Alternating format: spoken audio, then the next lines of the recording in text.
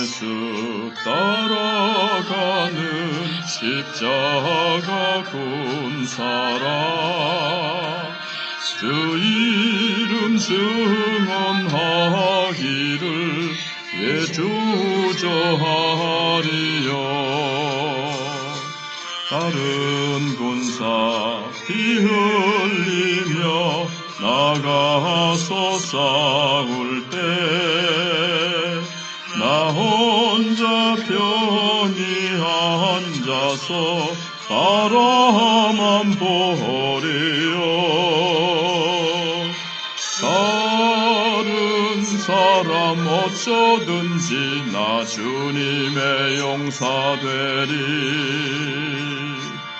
나는 주의 군사 되어 충성을 맹세하여 내가 승리하기까지 주 은혜로 싸우리. 주님의 용사된 내게 주의 일 맡기소서.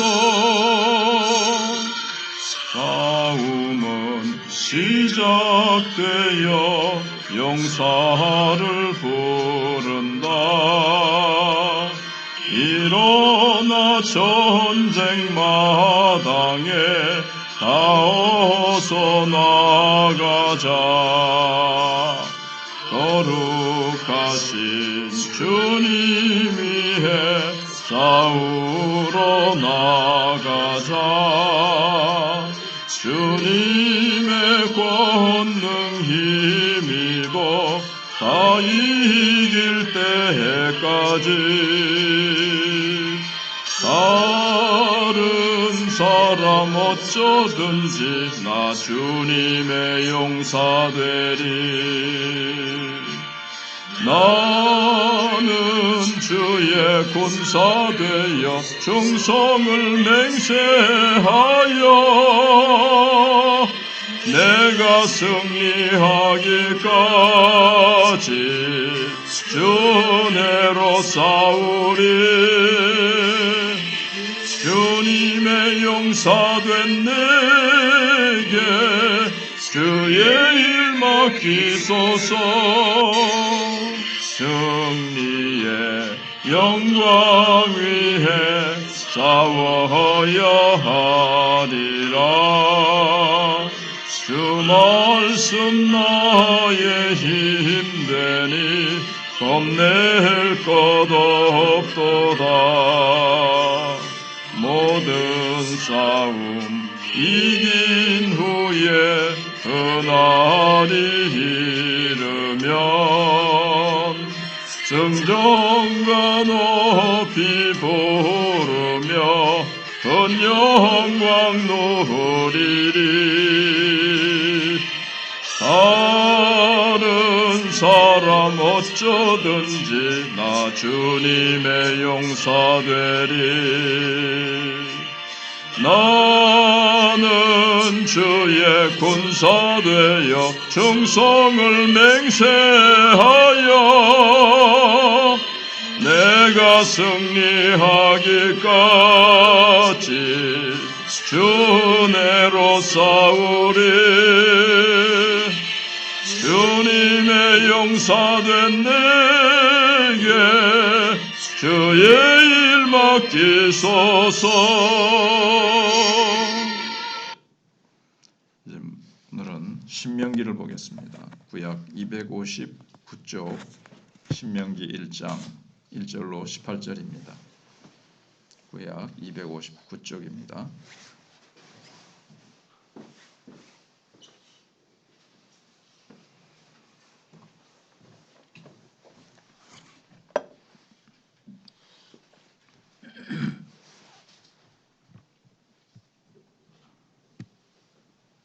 봉독해 드리겠습니다.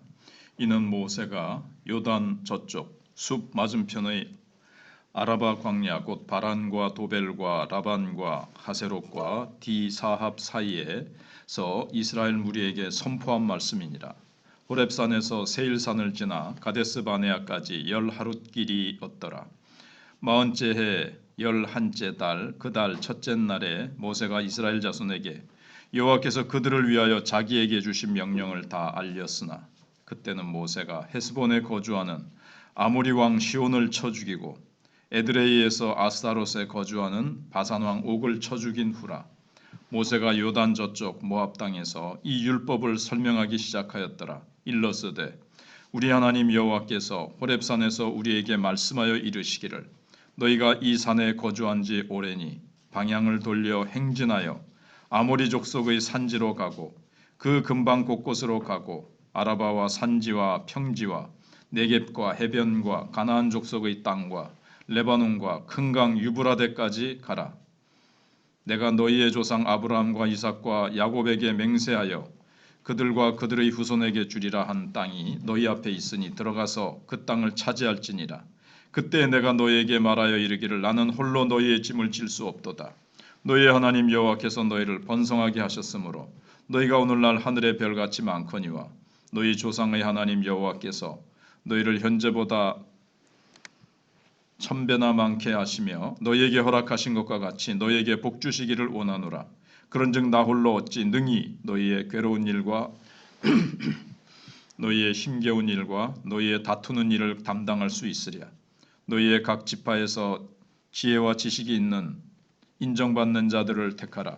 내가 그들을 세워 너희 수령을 삼으리라 한즉 너희가 내게 대답하여 이르기를 당신의 말씀대로 하는 것이 좋다 하기에 내가 너희 지파의 수령으로 지혜가 있고 인정받는 자들을 취하여 너희의 수령을 삼되 곧 각 지파를 따라 천부장과 백부장과 50부장과 10부장과 조장을 삼고 내가 그때 너희의 재판장들에게 명하여 이르기를 너희가 너희의 형제 중에서 송사를 들을 때에 쌍방간에 공정히 판결할 것이며 그들 중에 있는 타국인에게도 그리할 것이라. 재판은 하나님께 속한 것인즉 너희는 재판할 때의 외모를 보지 말고 귀천을 차별 없이 듣고 사람의 낯을 두려워하지 말 것이며 스스로 결단하기 어려운 일이 있거든 내게로 돌리라. 내가 드리리라 하였고 내가 너희의 행할 모든 일을 그때 너희에게 다 명령하였느니라. 아멘. 신명기는 이 별신자에다가 명령이라는 거죠. 그러니까 모세가 사실은 두 번째 설교다 이렇게 보시면 됩니다. 이스라엘 백성들이 첫 번째 가나안 땅 앞에 갔다가 불신앙으로 못 들어간다 그래가지고 다시 광야로 왔다가 1세대는 죽고 2세대가 다시 가나안 땅 앞에 또 이르거든요. 그때 이제 모세가 두 번째로 이제 설교를 합니다. 또는 뭐 편다는 말은 이제 하나님의 말씀을 펴서 쭉 설교한다, 해설한다 이런 뜻이고요. 아무튼 두 번째 설교다 이런 뜻이 이제 들어 있습니다. 자, 이제 가나안 땅이라는 미래로 나가기 위해서 멈춰서서 지금 지나온 걸음을 돌아보면서 말씀을 통해서 사명을 확인하는 그런 내용입니다. 그래서 우리는 더 나은 미래를 향해 나가려면 무엇이 필요한가 하는 것을 생각해 볼 수가 있습니다. 자, 그 자벌레라는 게 있죠. 이렇게 꾸무적 이렇게 기어다니는 자벌레가 몸을 왜 구부립니까? 더 많이 뻗어나가기 위해서 몸을 잠시 이렇게 구부렸다가 펴고 구부렸다가 펴면서 앞으로 나가듯이 지금 우리도 앞으로 더 나가기 위해서 뭐가 필요하느냐 하는 거죠. 산업화와 민주화를 위해서 우리나라는 숨가쁘게 달려왔는데 이제 멈춰서서 지나온 걸음을 돌아볼 때입니다. 국가적으로는 그렇고 우리 한국교회는 하나님 나라의 미래로 나가려면 무엇이 필요한가 하는 겁니다. 먼저 모세는 가나안 땅으로 들어가려고 하는 이 백성들에게 그냥 빨리 하루라도 들어가는 것이 아니라 멈춰서서 지금 듣는 자가 되라는 겁니다. 이스라엘 백성들은 애굽을 떠나서 요단 동편 지금 모압 땅에 이르기까지 40년이 걸렸습니다. 호렙산에서 가데스 바네아까지 10하루 걸리고 거기서 정탐한 뒤 올라가겠다고 했으면 훨씬 단축되었을 시간인데, 사실 시내산에서 법을 받고 성막을 만들고 이런 거 하고 다 합쳐가지고 사실 뭐 1년이면 들어올 수 있는 거리를 갖다가 또 길어야 뭐 이것저것 다 따져서 2년, 사실 그냥 그런 거 시내산에서 모세가 올라가서 60계명을 받고 이런 거 다 빼면 뭐 보름이나 한 달이면 들어갈 수 있는 거리를 그들의 불신앙으로 말미암아 광야에서, 정확하게 말하면 38년. 그런데 우리가 이제 다 잡아가지고 40년이라 그러죠. 40년 동안을 방황하는 것을 스스로 자초를 했습니다. 그러나 그 방황의 시간은 그들에게 필요한 시간이었습니다. 왜냐하면 신앙이 없거든요. 그래서 신앙의 연단을 받고 사람이 떡으로만 사는 것이 아니라 하나님의 말씀으로 산다는 것도 배우고, 불신앙으로 살아갈 때 어떠한 결과를 가져오는가를 그들은 이제 배워야만 됐던 거죠. 가나안 땅을 차지하기에는 믿음이 너무 약했습니다. 그래서 이제 40년 동안 방황한 뒤에 가나안 입성을 앞두고 모세로부터 말씀을 듣기 위해서 지금 멈추어 섰습니다. 그동안은 광야를 쉬지 않고 뭐 방황한 거지만 달려왔는데, 이 순간 모세는 멈춰서서 말씀을 강론합니다. 그러니까 지금 가나안 땅에 들어가면 곧 전쟁을 벌여야 됩니다. 그게 이제 여호수아서에 나오는 말씀이죠. 근데 지금 전쟁보다 더 중요한 일은 주님의 말씀을 듣고 가나안에서의 삶을 이제 그려보는 겁니다. 너희가 들어가면 이러이러할 것이다. 이제 신명기 앞으로 이제 쭉 내용이 이제 쭉 나옵니다. 그러니까 이제 신명기 이 내용이 이제 34장까지인가 있잖아요. 이 내용이 모세가 설교를 하는 내용입니다. 아마 몇 날 며칠 했을 가능성도 있습니다. 그래서 믿음 없이 차지하는 가나안 땅은 재앙이 되는 거죠. 믿음 없이 들어가서 가나안 사람들의 우상 배우고 나중에 이제 그렇게 되지 않습니까? 그래서 우상 숭배가 다 망하고 들어가서 그 풍요로움 속에서 하나님 잊어버리고 그렇게 이제 되는 겁니다. 그것을 하지 않게 하기 위해서 모세가 말씀을 그들에게 이제 집어넣으면서 믿음을 불어넣는 거죠. 왜냐하면 믿음은 들음에서 생기기 때문에. 그리고 너희들이 지금까지 온 삶에 대해서 하나님이 어떻게 인도하셨느냐, 너희가 왜 지금 현재 여기에 서 있느냐, 가나안 땅에 하나님이 왜 넣게 하시느냐, 이런 것들을 쭉 얘기합니다. 자기들의 사명, 자신들의 정체성, 이런 것들을 다시 한번 말씀으로 확인하는 겁니다. 우리는 주일마다 예배드리면서 우리의 정체성과 하나님의 인도하심과 또 한 주간을 주님께 맡기고 우리의 미래를 하나님께 확인하면서 우리는 나아가고 있습니다. 그래서 돌아보아 사명을 확인하라는 겁니다. 가나안 땅에 도착하기 전에 이미 그 땅의 경계를 하나님 이제 정해 주시는데, 거기서 원래는 계획에 없었던 요단강 이제 동편 땅, 요단강 지금 오른쪽에 있거든요.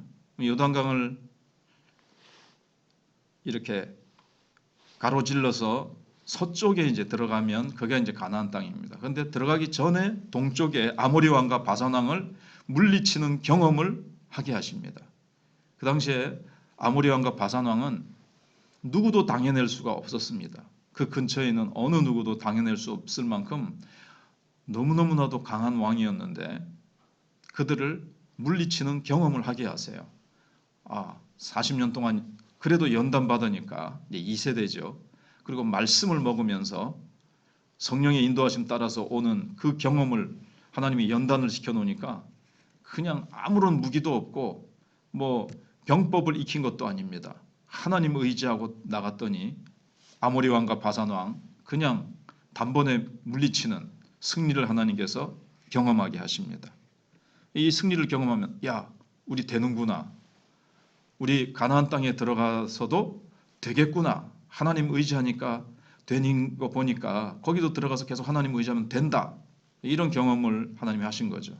그래서 모세는 모압 평지에서 가나안 땅에 들어가기 전에 시내산에서 했던 언약을 이제 다시, 여기서 이제 그 출애굽기에 보면 시내산에서 쫙 이렇게 십계명으로부터 시작해서 말씀을 쭉 어떻게 살아야 되는가를 쭉 얘기하는 말씀을 전했는데 그것을 이제 다시 하는 거예요. 그래서 이제 신명기가 다시 들려주는 설교다. 두 번째 설교다. 또는 말씀을 이렇게 편다. 쭉 펴서 해설한다. 이렇게 되는 거죠. 그래서 가나안 땅에 들어가서 정착하여 생활하기에 맞는 말씀으로 조금 더 보완을 합니다. 출애굽기에서 했던 말씀을 이제 좀 보완을 하고 그래서 이 백성들의 도리를 어떻게 살아가야 되는지를 일러줍니다. 하나님께서 우려하신 것은 뭔가 하면 군사력이 더 강한 이 가나안의 세력들이 아닙니다. 그들이 가진 이 풍요에 젖어가지고 타락할까봐 걱정하시는 거죠. 그리고 또 풍요로운 그들의 우상입니다.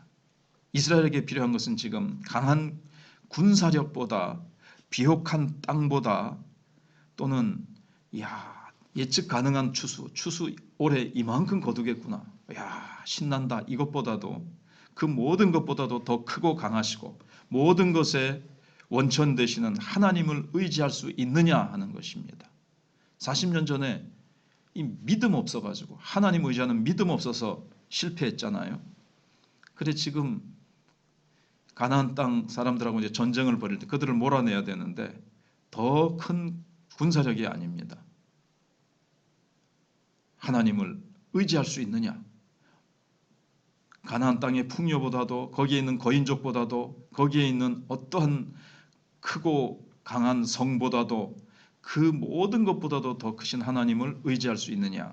이걸 이제 하나님이 이제 이들이 하나님을 하지 않으면 이 백성들은 망하는 백성들이에요. 하나님의 백성은 하나님을 의지하지 않으면 망하는 백성이기 때문에 하나님은 딱 그거 하나 다 우려하시고 너희들이 믿음만 있으면 된다. 나만 의지하면 된다 이거죠. 모세는 그래서 과거의 약속을 기억하고 현재의 사명을 확인하면서 성취해야 될 목표가 어디인지를 정확하게 이제 제시합니다. 그러면서 왜 과거를 돌아봅니까? 현재의 위치를 확인하기 위해서. 현재 위치를 확인해야 미래에 우리가 어디로 나갈 것인가를 찾아가기 위한 것이거든요. 과거 지향적으로 나가기 위한 것이 아니라 미래 지향적인데 그러려면 과거를 돌아보고 현재 위치를 확인하면서 미래에 나아갈 방향을 더 정확하게 알 수 있기 때문에 그렇습니다. 우리도 과거와 현재를 돌아보면서 우리가 미래에 어떤 방향으로 나갈 것인가 우리 교회가 지금 나가고 있는 것처럼 정말 주님이 마지막 가시면서 명령하신 대로 복음 전하라는 사명을 따라서 우리가 나아가는 것. 그리고 모세는 이제 각 지파를 따라서 수령을 세웠던 일을 상기하죠. 50부장, 100부장, 10부장 이런 것들을 쭉 얘기를 합니다. 나 혼자 감당할 수 없어서 이 지도자들을 쭉 세운 것, 일꾼들을 쭉 세운 것을 이제 얘기합니다.